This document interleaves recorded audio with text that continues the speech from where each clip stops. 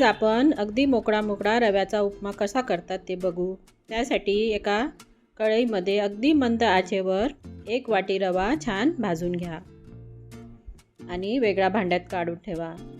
त्याच कढईमध्ये 1 ते 2 मोठे चमचे तेल किंवा तूप घालून त्यात 2 ते 3 चमचे शेंगदाणे घालून छान खरपूस रंगावर तळून घ्या। व्यवस्थित तळून झाले, चटचट आवाज यायला लागला की बाहेर काढून ठेवा। त्याच तेलामध्ये आता आपण बाकीचे साहित्य घालू। त्यात 1 छोटा चमचा चण्याची डाळ, 1 छोटा चमचा उडदाची डाळ, 1 छोटा चमचा बारीक मोहरी आणि अर्धा छोटा चमचा जिरे घाला। डाळ अगदी थोडीशी गोल्डन होतपर्यंत तळून घ्या। आधी केलेले कांदा आणि मिरची 2 ते 3 मिरच्या आणि 1 कांदा छान तेलामध्ये घालून व्यवस्थित तळून घ्या। त्यात आपल्या आवडीप्रमाणे भाज्या घाला। गाजर, आमच्या घरी बटाटे खायला आवडतात उपम्यामधले, म्हणून मी बटाटे घातले आहेत। त्यात थोडीशी कढीपत्ता आणि 1 छोटा चमचा किसलेले आलं घाला। आल्यामुळे उपम्याला खूप छान टेस्ट येते।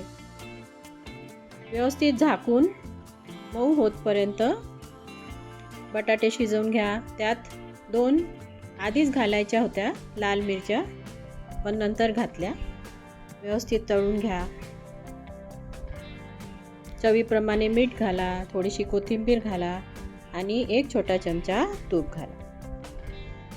त्यात अगदी कडकडीत गरम केलेले पाणी घाला। पाणी आपण रव्याच्या 2 पट किंवा 2.5 पट घेतो। छान उकळी फुटली की त्यात आधी भाजलेला रवा आणि शेंगदाणे घाला।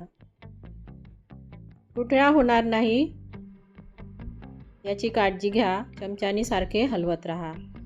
सर्व साहित्य छान व्यवस्थित थोडंसं मिश्रण घट्ट झालं की झाकून 5 ते 10 मिनिटं वाफेवर छान शिजू द्या।